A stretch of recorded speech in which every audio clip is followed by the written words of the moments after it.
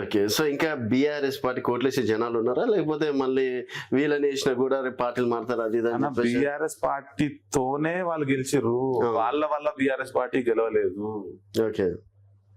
వాళ్ళు ఒక భ్రమలు ఉన్నారు, వాళ్ళ వల్ల బీఆర్ఎస్ పార్టీ గెలిచిందని. ఆ భ్రమలు ఈ నెక్స్ట్ ఎలక్షన్స్ లో మొత్తం తునాతునకలు అవుతాయి. అయితే అదే ఎమ్మెల్యే బీఆర్ఎస్ పార్టీ నా వల్లనే గెలిచింది, నా ఫేస్ చూసి ఓట్లు వేయడం అనేది జరిగింది, నేను చేసిన డెవలప్మెంట్ చూసి జనాలు ఓట్లు వేయడం అనేది జరిగింది, అంతేగాని కేటీఆర్ వాళ్ళని చూసి కాదని చెప్పేసి ఒక సభలో కూడా అన్నారు. అదే ఎమ్మెల్యే ఫస్ట్ టైం గెలిచినప్పుడు, టీడీపీలో గెలిచినప్పుడు, తర్వాత జిహెచ్ఎంసీ ఎలక్షన్స్ అని 10 మ్యాక్స్ 9 మేము గెలిచినట్టున్నాం. 9 సీట్లు మేము గెలిచేసినాం కాంగ్రెస్ బీఆర్ఎస్ పార్టీ 9 సీట్లు గెలిచినాక అమ్మా నాకేం దిక్కు దివాన్ లేదని చెప్పేసి అప్పుడు మారింది. ఇక ఆయన్నే చెప్పాలి, మనం ఆయన వల్ల గెలిచిరాడు. సో అసలు కాంపిటీషన్ ఏం లేదనుకోవాలా కాంగ్రెస్ పార్టీ మీకు? కాంగ్రెస్ పార్టీ పిక్చర్ లేదన్నా ఎగిరిపోయింది. లింగంపల్లి కాంగ్రెస్ పార్టీ పిక్చర్ నుంచి ఎగిరిపోయింది. అసలే వాళ్ళు భ్రమలో ఉన్నారు, వాళ్ళు ఎగిరిపోయారు కాంపిటీషన్. అంత చిన్న చూపు ఎందుకు చూస్తున్నారు? ఆ చిన్న చూపు చూడడం వల్లనే జూబ్లీ హిల్స్ లో కావచ్చు మిగతా చోట్ల దెబ్బ కొట్టింది. జూబ్లీస్ లాంటి ఏరియాల గెలిచింది కాంగ్రెస్ పార్టీ కాదు, క్యాండిడేట్. ఓకే. క్యాండిడేట్ గెలిచిండు, క్యాండిడేట్ ఇంతకు 2-3 సార్లు ఓడిపోయినా సానుభూతి ఉంది. క్యాండిడేట్ గెలిచింది. జూబ్లీ హిల్స్ వేరు, ఇవి వేరు, టోటలీ డిఫరెంట్ స్టోరీ. ఓకే. అంటే మీరు ఏం కాన్ఫిడెన్స్ ఎంతసేపటికి? నేను చాలా మందిని హైదరాబాద్ లో చూస్తే కేటీఆర్ అన్న ఫ్లైఓవర్ కట్టిండు, కేటీఆర్ అన్న చేసిండు, రేపు కేటీఆర్ యొక్క అంటే చేసినటువంటి డెవలప్మెంట్ తోటి మేము గెలుస్తామని చెప్పేసి చాలా కాన్ఫిడెన్స్ గానా ఓవర్ కాన్ఫిడెన్స్ గానా అనేది నాకు ఓవర్ కాన్ఫిడెన్స్ కాదు, అది మాకు ప్రజలు ఇస్తున్న కాన్ఫిడెన్స్, వాళ్ళు కాంగ్రెస్ పార్టీ వాళ్ళు ఇస్తున్న కాన్ఫిడెన్స్. మెయిన్ గా వాళ్ళు ఏం చేశారన్నా, ఇప్పుడు 2.5 సగం సంసారం అయిపోయింది. సగం సంసారం ఖతం అయిపోయింది, రైట్. సగం సంసారం చేసిన 2.5 years చేసిన వాళ్ళు ఏం చేసిర్రు, ఏం ఎలాగబెట్టిర్రు హైదరాబాద్ కి? ఇప్పటి వరకు స్టార్ట్ చేసి ఫినిష్ చేసిన ఒక ఫ్లైఓవర్ పేరు చెప్పమానండి. స్టార్ట్ చేసి ఫినిష్ చేసిన ఒక ఫ్లైఓవర్ పేరు చెప్పమానండి. అండ్ మరీ ముఖ్యంగా బేసిక్ థింగ్స్ ప్రజలు కోరుకునే జిహెచ్ఎంసీ ఎలక్షన్స్ లో జిహెచ్ఎంసీ కార్పొరేటర్లు, మేయర్ నుంచి ప్రజలు ఆశించేది 4 విషయాలు. ఒకటి పారిశుభ్రత, రైట్. ఇంకోటి మంచి డ్రైనేజ్ వ్యవస్థ and schooling and medical care and all those things.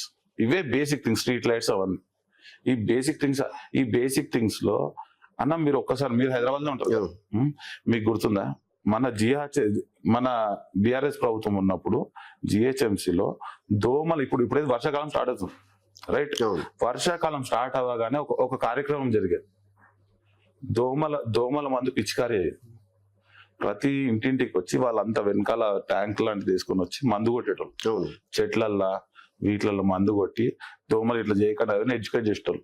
వీళ్ళు చేస్తురాను వారానికి 3 సార్లు వచ్చి దోమల మందు స్ప్రే చేసేటోళ్ళు, ఏది మొత్తం ఫాగింగ్ చేసేటోళ్ళు. చేస్తురాను చిన్న విషయాలు. మళ్ళీ మనం బీఆర్ఎస్ గవర్నమెంట్ ఉన్నప్పుడు మనకు క్లీన్లీనెస్ మీద సెంట్రల్ గవర్నమెంట్, ఈ బీజేపీ గవర్నమెంట్ ఉన్నదే మనకి ఎన్నో అవార్డ్స్ ఇచ్చింది. ఈ కాంగ్రెస్ వచ్చి 2.5 సంవత్సరాలు అవుతుంది, ఒక అవార్డు వచ్చిందా? ఇప్పుడు మా గాంధీ ఉన్నాడు, ఈయన ఏమనంటే నేనే అభివృద్ధి చేసిన శేర్లింగంపల్లికి అంటుండు. సరే 2.5 సంవత్సరాలు అయింది, నువ్వు కొత్తగా పెట్టిన శేర్లింగంపల్లి మొత్తం 650 పైన బూతులు ఉన్నాయి. నువ్వు కొత్త పెట్టిన ఒక్క బస్తీ దవాఖానా పేరు చెప్పు గాంధీ. ఎక్కడ కూడా చేయలేదు. ఒక్క కొత్త బస్తీ దవాఖానా ఎక్కడ స్టార్ట్ చేసి చెప్పమను. అంటే ఈయన 2.5 సంవత్సరాలు ఏం చేయలేదు, అధికారం కోసమే, ప్రజల కోసమే నేను వెళ్తున్నా అని చెప్పేసి. ప్రజల కోసం కాదన్న, ఆయన పోయింది వాళ్ళ సొంత ఆస్తులను కాపాడుకోవడానికి. అండ్ మా కార్పొరేటర్లు అందరితో కూడా అందరినీ ఆ దొంగతనంలో మిక్స్ చేసుకున్నాడు. అందరు కలిసి ఒక్కొక్క ప్రాపర్టీలో అందరినీ లాక్ చేసి పార్ట్నర్షిప్ పెట్టి, వీళ్ళని ఆయన పార్ట్నర్షిప్ పెట్టి లాక్ చేసి, వీళ్ళ పైసలు ఆడి ఇన్వెస్ట్ చేసి, వాళ్ళ పైసలు ఈడి ఇన్వెస్ట్ చేసుకుని లాక్ చేసి పెట్టుకుని అందరిని పంపుతా తీసుకుపోయి నడిపిస్తున్నారు. ఓకే. సో మన రేవంత్ రెడ్డి వచ్చినప్పుడు, ఇదే మీ ఏరియాకి, మీ షేర్లింగంపల్లికి వచ్చినప్పుడు దాదాపుగా 500 కోట్లు పెట్టి ఏదో పార్క్, 2,500 అని చెప్పారు. 2,500 పార్కులు చేస్తున్నాం, అది చేస్తున్నాం, చెరువులని మనమే సంరక్షిస్తున్నాం, హైదరాబాద్ ఇంత చెరువులని కాపాడినాము, అది ఇదని చెప్పేసి గతంలో ఉన్న ప్రభుత్వం ఇవన్నీ కబ్జా చేస్తే విముక్తి చేసినామని చెప్పేసి పెద్ద మాటలు మాట్లాడింది. కానీ అన్న 2,500 సీఎం అబద్ధం అయితే ఆడాడు కదా. సీఎం అబద్ధాలు ఎక్కువ ఆడేది అన్న. అందరికన్నా ఎక్కువ అబద్ధాలు గుంపమేస్తారు ఆయన, అందరికన్నా ఎక్కువ అబద్ధాలు ఆడుతున్నారు, అందరు గుంపుకి ఆయన హెడ్ అని చెప్పేసి ఆయననే ఎక్కువ చెప్పుకుంటారు. అబద్ధాలు ఆడుతున్నారు అందుకని. ఓకే. అయితే ఇప్పుడు ఏం తెలుసా, 2,500 కోట్లతో చేసిన అన్నారు అన్న మొన్న మా శ్రీలింగంపల్లి కాన్స్టిట్యున్సీకి వచ్చి.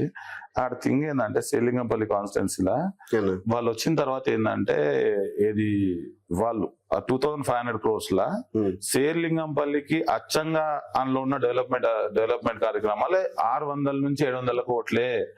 మిగతా అది వాళ్ళ 2,000 చిల్లర కోట్లలో వాళ్ళు చెప్పింది ఏంటంటే ఏది మన బాచ్పల్లిలో ఉన్న ఫ్లైఓవర్ అవును. దాన్ని ఇందులో కలిపారు. ఆ బాచ్పల్లి ఫ్లైఓవర్ మన పార్టీ స్టార్ట్ చేసింది, మా బీఆర్ఎస్ పార్టీ స్టార్ట్ చేసింది. ఓకే. ఓకే, మొత్తం వాళ్ళే లేదు, ఏనా? స్టార్ట్ సగం ఫినిషింగ్ టచ్ వాళ్ళంటారా? 70% వర్క్ ఫినిష్ చేసి తర్వాత వీళ్ళు ఫినిషింగ్ టచ్ ఇచ్చారు, అది ఇందులో కలిపారు.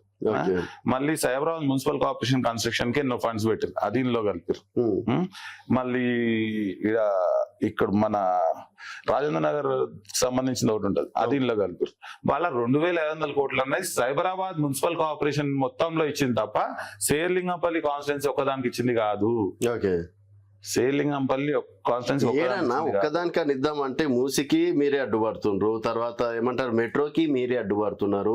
సో ఏ డెవలప్ చేయాలన్నా కూడా మీరే అడ్డుపడితే పాపం ఆయన ఏం చేస్తాడన్నా? అయినా సరే మీరు ఎంత అడ్డుపడ్డా తొక్కుకుంటూ ఎవడు ఆత్మహత్యలు చేసుకున్నా, ఎవడు కింద పడ్డా, ఎవడు దొర్లాడినా కూడా హైదరాబాద్ అభివృద్ధి ఆగదు, మెట్రో ఆగదు, మూసి ప్రక్షాళన ఆగదు అని చెప్పి ఛాలెంజ్ చేయడం అనేది జరిగిందన్న. ఇప్పుడు ఏం చేస్తారు? ఇన్ని రోజులు మీరు అడిగింది మీరు లైక్ కట్ చేద్దాం క్వశ్చన్స్.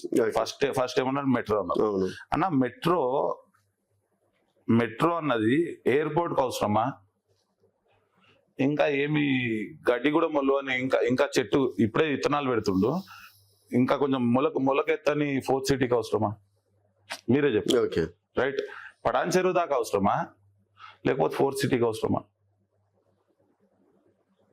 తుగ్లక్ పనులు చేస్తుంటే అడ్డుకోకపోతే ఎవరేం చేస్తారన్నా? నువ్వు మంచి పనులు చెయ్యి, ఎందుకు అడ్డుకుంటాము? మెట్రో అయిపోయిందా? నెక్స్ట్ క్వశ్చన్ ఏం అడుగు? మూసి నువ్వు చెయ్యి, ఎవరు వద్దన్నారు?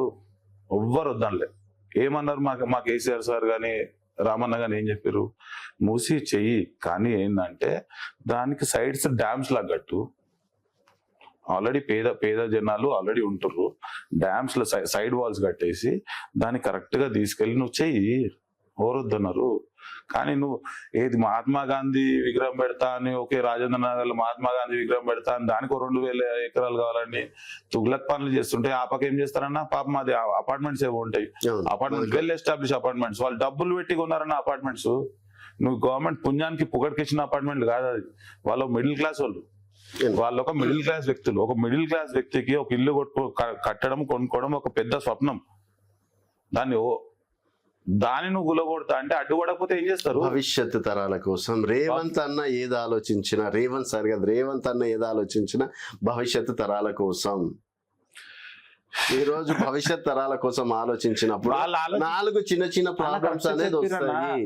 ఎస్, మీరు వాళ్ళు ఆలోచిస్తున్న భవిష్యత్తు తరాలు వాళ్ళ కుటుంబ భవిష్యత్తు తరాలు, ప్రజల భవిష్యత్తు తరాలు కాదు.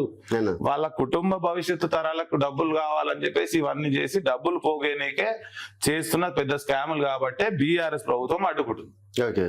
సో మీరు అడ్డుకుంటున్న ప్రజలు మిమ్మల్ని దూషిస్తారా, కాంగ్రెస్ పార్టీని అంటే అవుతారు అనుకుంటున్నారు? ప్రజలకి వాళ్ళ మనసుకు తెలుసు ఎవరు కరెక్ట్ ఎవరు రాంగ్ అని. రానున్న ఎలక్షన్స్ లో వాళ్ళకు 10 సీట్లు. బీఆర్ఎస్ సోషల్ మీడియాలో స్ట్రాంగ్ తప్పించి ప్రజల లోపల ఇంకా వీక్ గానే ఉంది. 10 సంవత్సరాలు చేసినటువంటి పాలన